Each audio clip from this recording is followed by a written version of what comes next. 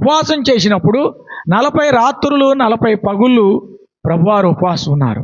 మత్తయి సువార్త 4 అధ్యాయము 1-2 వచనంలో ప్రభు శోధింపబడుటకు ఆత్మ వలన అరణ్యమునకు కొనిపోబడెను.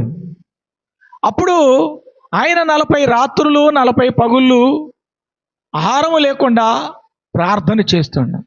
అప్పుడు ప్రభు ప్రార్థనలో ఉంటుండగా సాతాను అతనును తోడుకొని పోయి దేవాలయం ఎక్కించి తర్వాత ఈ భూలోక రాజ్యములన్నిటి అతనికి చూపించి, నీవు దేవుని కుమారుడవైతే నాకు సాగిలపడమని చెప్పాను.